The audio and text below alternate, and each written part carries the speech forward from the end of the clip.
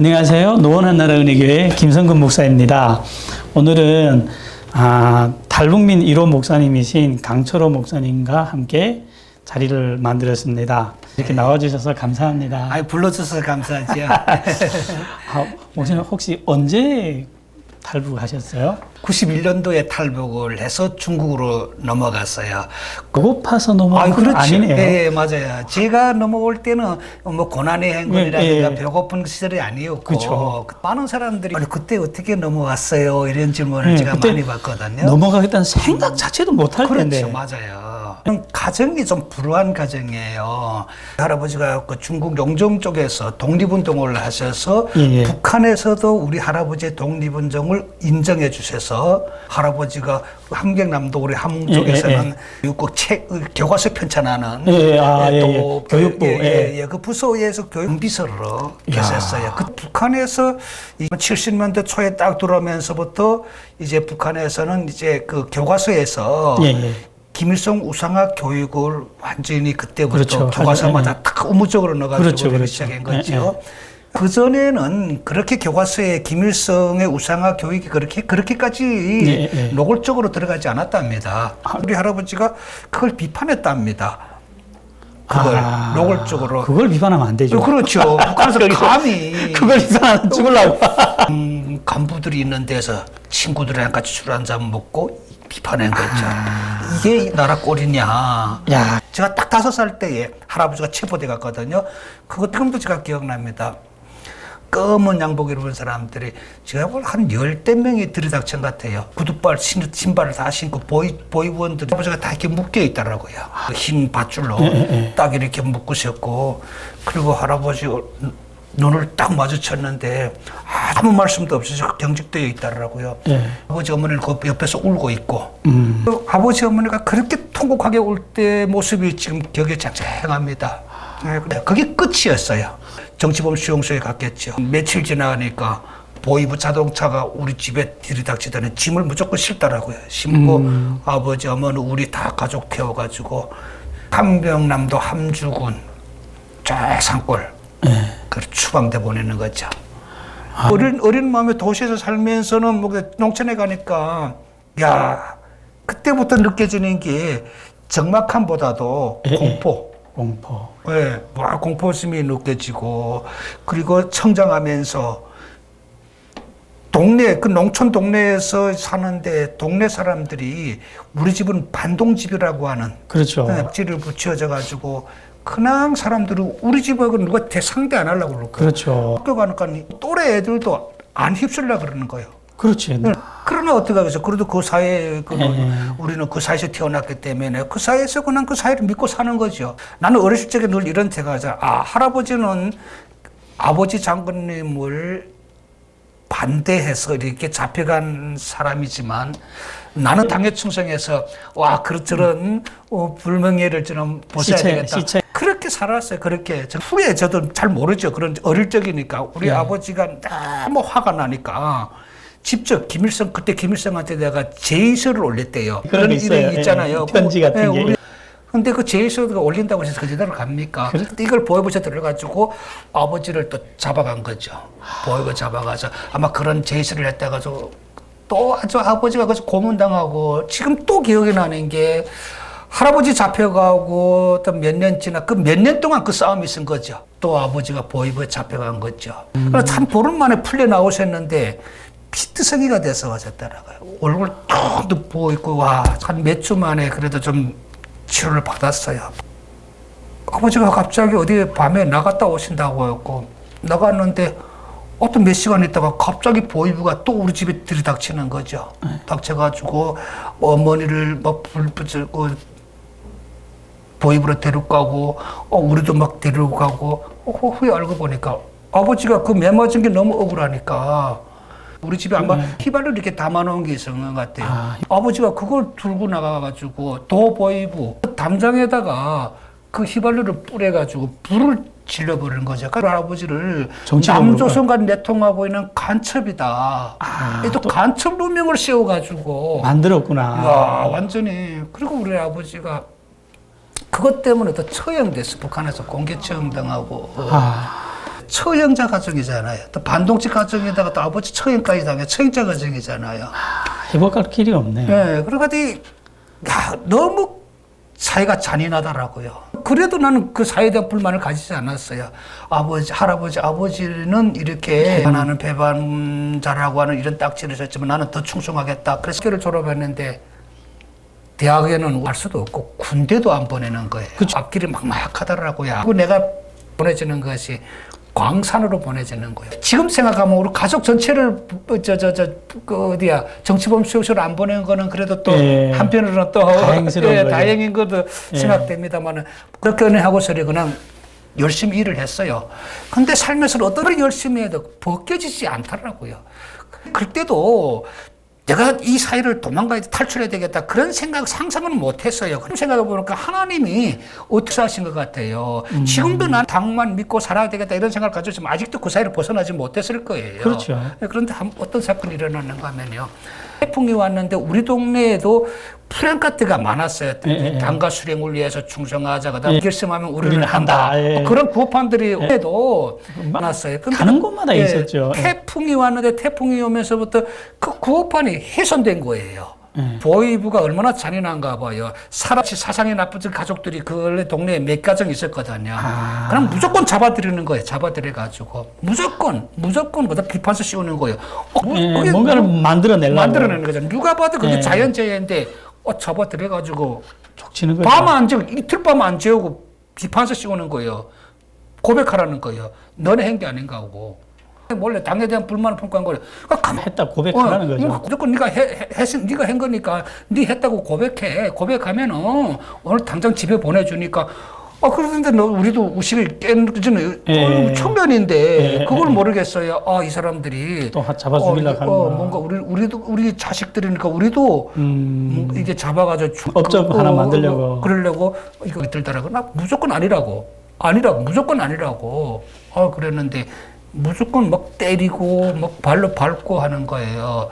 그래도 나도 청년인데 힘이 있는데 맞고만 있을 수 없잖아요.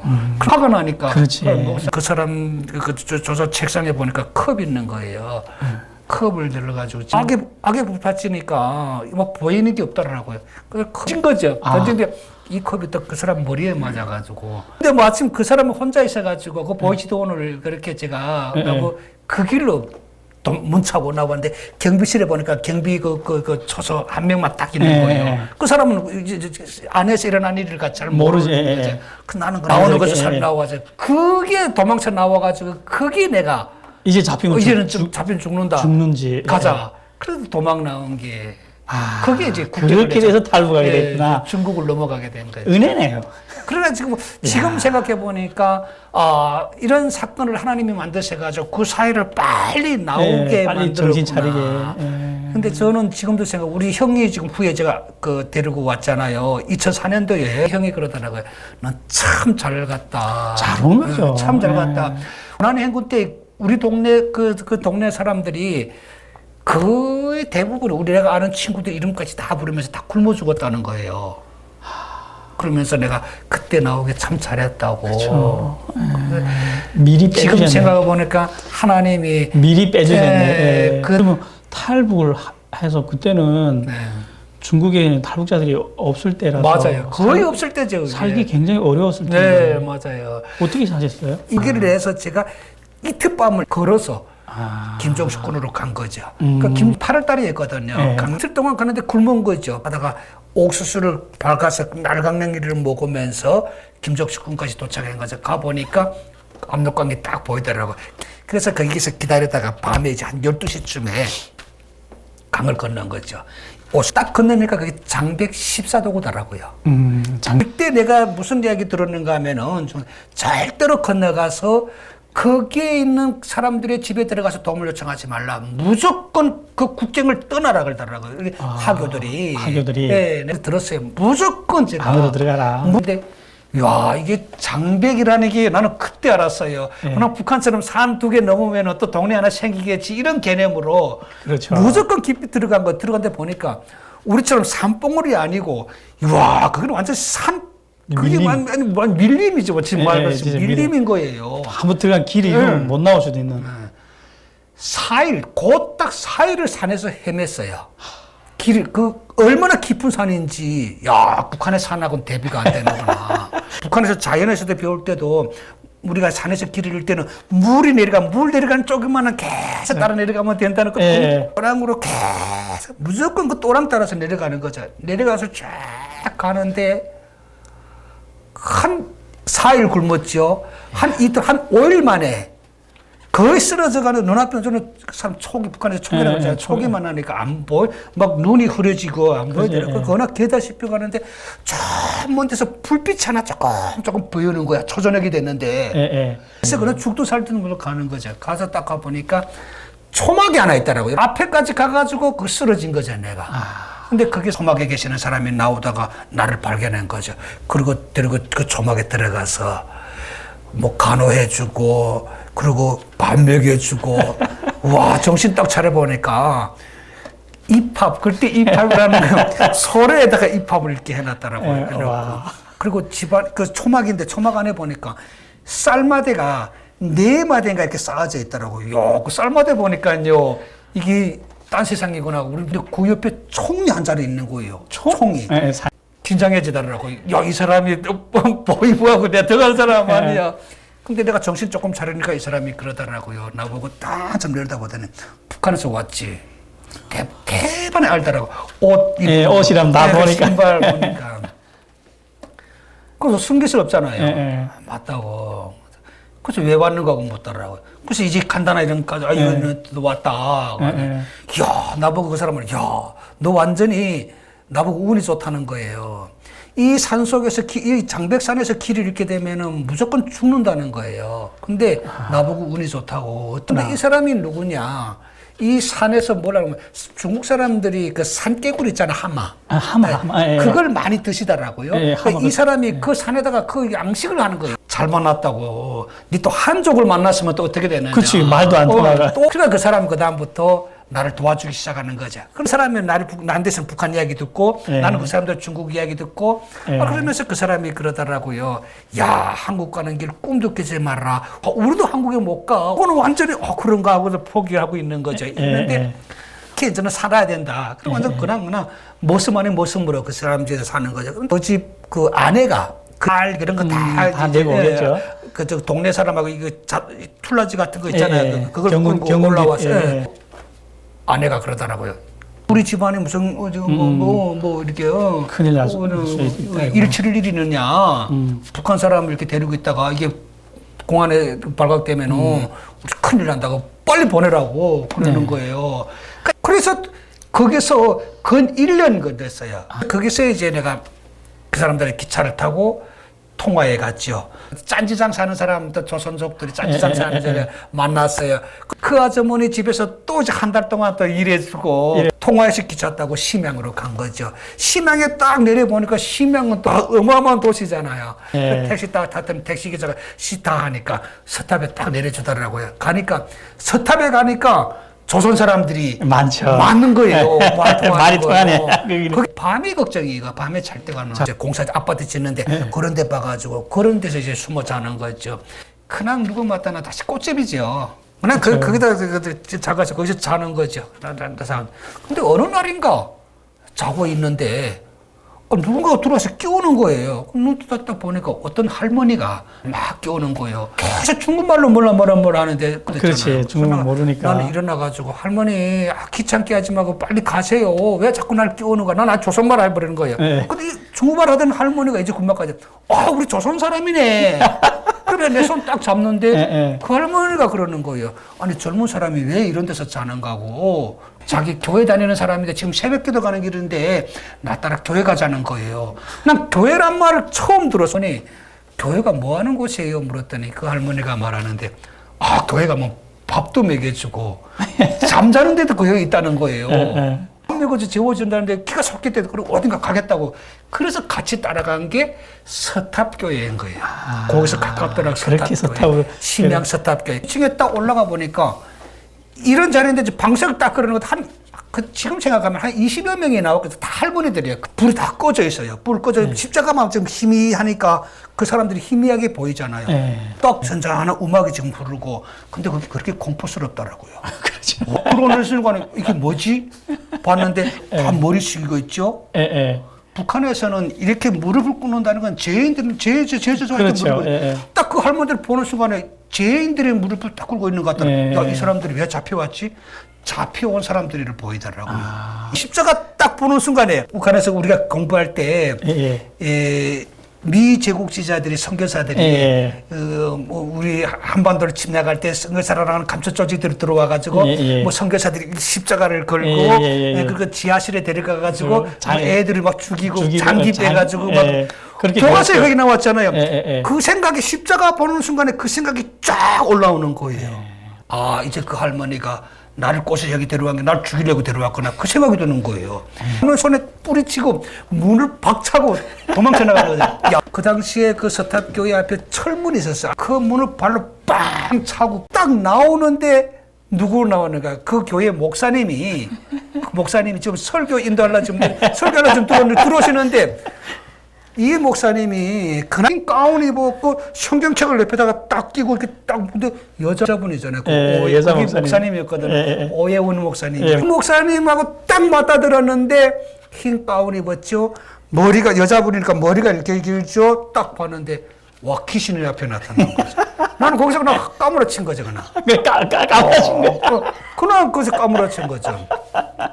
시간이 얼마나 흘렀는지 정신 딱 차려보니까 낯선 방에 들어와 있더라고요. 난리 난 거죠, 교회가 지금. 아니, 예배 드려야 되는데, 사람이 지금 문을 척 뛰쳐나도 목사님 만나도 앞에 목사님 봐 쓰러졌으니까, 교회가 지금 예배도 못 드리고, MBC 그 아저씨가 나를 업어가지고 지금 목사님 방에다 지금 눕혀놓은 거예요. 목사님은 긴장돼가지고 사연도 모르니까 막 기도하고 있는 거죠, 지금. 젊은 친구 교회 왔다가 지금 쓰러졌으니까 지금 이런 기도하는데 내가 정신 차리는 거죠. 야, 이거 범한테 물려가도 정신만 차리면서 하다 정신 차리거나 무조건 일어나서 목사님 발목 잡고 살려달라고 막 목사님 황당한 거지. 지금 도대체 이게 무슨 일이냐. 얘기나 좀 듣자. 뭔 일이냐. 나는 잘못 알고 왔다. 이제 그 할머니가 나는 여기 오고 싶어 오지 않았다. 그 할머니가 밥 먹여주고 잠 재워준다고 해서 따라왔다. 그런데 여기 왔는데 내가 와보니까 이게 이제 북한에서 배웠던 거 우리 사람을 죽이는 데 아니냐. 그래서 우리 장기 빼가지고 막 팔아먹고 이런 데 아니냐. 목사님이 웃더라고요. 그런데 이게 도대체 누구냐. 북한에서 왔다고 이거 고백했죠. 그때는 탈북자가 없었어요. 첫 북한 사람을 대면한 게 증거지. 근데 목사님이 너네 북한에서 잘못 배웠어. 여기는 사람 죽이는 데 아니야. 그때부터 목사님 저를 가르치는 거죠. 그게 인연이 돼서 이제 목사님 집에서 밥 먹고 목사님은 저를 양아들로 그렇게 목사님이 성경책을 선물로 주더라고요. 이 성경책에 내가 앞으로 가야 될 길이 있고 진리가 있는 책이다. 열심히 공부하라는 거예요. 이게 길이가 진리가 있는 책이다 그래가지고 이 성경책을 그다음부터 열심히 보기 시작하는 거죠. 몇 시간 동안 읽어보니 이 책에서 읽어보니까 갑자기 머리에 무슨 생각이 드는가 하면요. 김일성 혁명론과 이게 뭐 다르냐. 똑같죠. 너무 똑같아 보이다. 10계명을 비교해보면 노동당 10대 원칙 같아 보이고. 그래서 제가 이 목사님한테 이 성경책 가져가 목사님에 던졌어요. 목사님, 제가 북한에서 왔다고 저를 우습게 보는 겁니까? 아니 목사님 이 책에 앞으로 가야 될 길과 진리가 있다 그래가지고 읽어봤더니 이게 우리 위대한 장군님의 힘은 노작을 모방한 책이라고. 이런 거 나더러 공부하라고 하는 거고 목사님하고 그때부터 싸우기 시작하는 거죠. 그렇죠. 아니다. 너는 북한에서 잘못 배운 거다. 그리고 목사님이 계속 일러주더라고요. 사람이 마음 다치니까요. 그렇죠. 아무리 좋은 이야기를 해도 그 좋은 이야기 나한테 안 먹히는 거예요.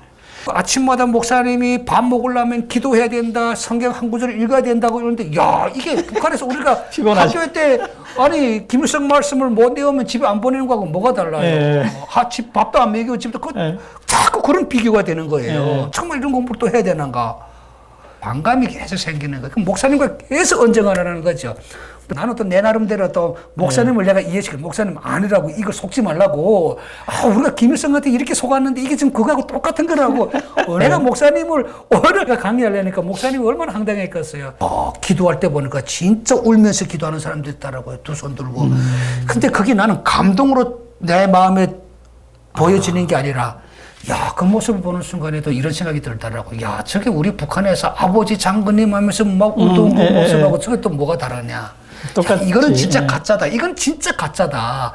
북한에서 세뇌된 것처럼 이 사람들이 세뇌된 거야. 그런 생각이 드니까 계속 이게 어써나가게 되는 그렇죠. 거죠.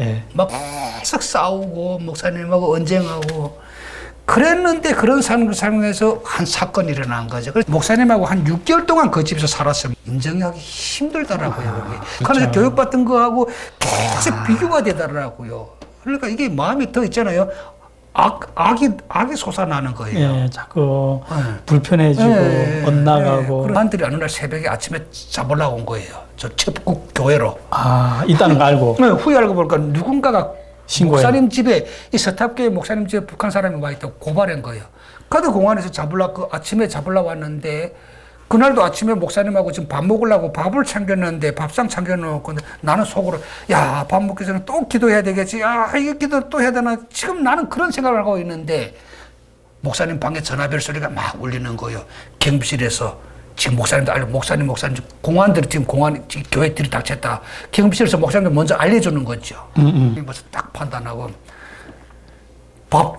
아침 식사 준비하다가 내 손을 딱 잡더니 기도하자. 너 오늘 운명은 하나님 앞에 달려있다. 그 순간에 그러면서 공안들이 지금 잡으러 왔다는 거예요.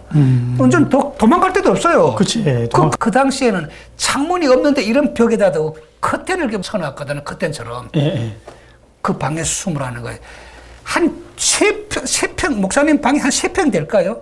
그때 내가 지금 이렇게 목사님 숨었는데 공안들이 들이닥치나요? 공안들이 감히 생각지는 못하는 거예요. 조금 큰 방이면은 어디 이제 숨었지 않아야 너무 조그만 방이니까 아니 뭘 그래 협박하더라고요. 내놓으라. 북한 사람이 여기 있다는 걸 다 알고 왔다. 내놓으라. 안 내놓으면은 당신과 이 교회가 문제가 생길 줄 알라고 협박하는 거예요. 그러면 난 목사님이 당연히 북한 사람 저기 있다. 손깍지를 해서 저기 있다고 알려주고 나는 잡혀가면 끝나잖아요. 근데 목사님이 모른다. 그런 사람이 한 사람 오기는 왔는데 배고프다고 해서 교회에서 밥 한 끼 먹여서 보냈다. 어디 간지 어떻게 아는 거고. 나를 지금 집안에다 숨겨놓고. 근데 그런 다음이 어디서 생기는지. 그 공안들하고 뒤를 맞서는 거예요. 모른다고. 그날 공안들이 그러면 집안 한번 뒤져봅시다. 나는 무조건 나오면은 그 목사님은 그죠. 목사님은 거기서 수갑 잡고 나도 같이 잡혀가든 그렇겠죠. 나는 북송되지만 목사님은 감옥 가서 그 당시에는 더 엄했거든요. 그 목사님이 너무 완강하게 얘기하니까 그런가 하고 그리고 목사님하고 뭐라고 막 말하더니만 다음에 오면 신고하라고 가버리는 거예요. 와, 저는 하나님의 은혜거든요 이게. 그렇죠. 근데 그 목사님은 나를 살려주기 위해서 그랬잖아요. 근데 문제는 낸 거죠. 야, 그게 얼마나 감사해요. 생명 살렸잖아요. 그렇죠. 그러면 나는 공안들이 간담 뛰어나와서 목사님 앞에 엎드려서 100번 절해도. 그렇죠. 근데도 거기 감사를 안 들으더라고요. 무슨 생각 드는지 알아요, 목사님? 야, 저 목사님이 왜 이런 위험을 감수하면서 날 살려주지? 이런 의심이 드는 거예요. 그 순간에. 그러니까 우리는 얼마나 속아 살아왔으면. 그쵸. 은혜를 받아본 적 없으니까. 맞아요. 그러니까 북한이라는 사회에서 살아오면서 극단적인 이런 삶 속에서 정말 보지 말아야 될 걸, 듣지 말아야 될 걸, 그런 것들을 우리가 겪으며 살아왔으니까. 다 의심하는 거죠. 이것에 대한 감동이 없는 거예요. 자꾸 나는 공안들이 간 다음에 감동보다도 커튼을 딱 열고 나오면서 목사님 감사합니다 보다도 목사님 얼굴 딱 쳐다보면서 목사님 솔직히 말하세요. 난 정확히 알고 싶다고. 목사님, 왜 오늘 이런 위험을 감수하면서 날 살려줍니까? 난 분명히 이 이유를 알고 싶다. 목사님에게 따진 거예요. 얼마나 황당했겠어요, 목사님이. 이런 놈이 다 있는가. 그 자리에서 나를 발로 차서 쫓아보내도 시원찮았잖아요. 근데 목사님이 묵묵히 받아주는 거예요. 그래서 뭘 알고 싶은가. 목사님, 나는 목사님의 아들도 아니고 친척도 아니에요. 근데 왜 이런 이유, 목사님, 나를 이렇게 숨겨도 목사님, 이 발각되면 목사님 감옥, 나는 잡혀서 북송되지만 목사님 감옥 가야 되지 않는가고. 근데 왜 이런 위험한 일을 감수하면서 나를 살려주는, 이건 목적, 우리는 북한에서요, 이런 배려, 이런 은혜를 받게 되면은 꼭 무슨 목적이 있다고. 뒤에 목적이 있다고 생각해요. 우리는 그렇게 생각해요. 그렇죠. 그 생각이 버려지지 않은 거죠. 그렇지. 그런 것이. 그러니까 이런 무조건적인 은혜, 사랑이라는 걸 받아본 적이 없으니까. 맞아요. 그래서 목사님, 솔직히 말하라고. 난 이거 분명히 알고 싶다고. 근데 그날 목사님 하셨던 말씀이 지금까지 내 모든 의심이 다 떨쳐지고 목사님을 신뢰하는 그 증거가 된 거죠. 목사님이 무슨 말씀을 하는가? 내가 나의 그런 아주 철없는 질문에 목사님이 그러더라고요. 나는 너한테 무슨 목적이 없다는 거예요. 목사로서 내 생명 하나 지켜주지 못하면은 내가 어떻게 감히 하나님 앞에 설 수 있겠느냐. 그리고 이 진리라는 성경을 보게 되면은 이 성경에 말씀에 하나님이 한 생명이 천하보다 귀하다 그랬다. 그 말씀을 해주는 거예요. 그래서 나는 이 말씀에 충실해질 뿐이고 내가 목사로서의 내 사명을 다했을 뿐이다. 야, 그 말을 듣는데 몸에 전율이 쫙 오는 거예요. 야, 이게 지금까지 목사님 하셨던 신앙이구나. 그 순간에 그 말에서 신앙이라는 이해가 딱 올라오는 거예요. 마음이 열려. 네, 마음. 그래서 저는 그때요, 목사님의 그 행동, 그 말씀에서 하나님이 마음이 열려져. 그게 하나님의 음성으로 들려지더라고요. 그러니까 그동안 이 성경 그렇게 이해하려도 이게 그렇게 마음에 와닿지 않고, 이거는 사기다. 이렇게 했던 내가, 와, 그 말에 이 마음이 쫙 녹아지면서 한순간에 마음이 쫙 열리더라고요. 그러면서 엄청난 감동이, 그러니까 성령이 있잖아요. 그때 임하게 되는 거예요. 그 말이 막 임하더라고요. 와, 그리고 그날 내가 목사님한테 무릎을 꿇었죠. 목사님, 지금까지 목사님 나보고 신앙을 가지라도 신앙이나 바로 이건 걸 이제 오늘 알았다. 그리고 고백한 거죠. 그게 내가 목사님한테 진실하게 받아들인 성령의 바람인 거죠. 그러니까 저는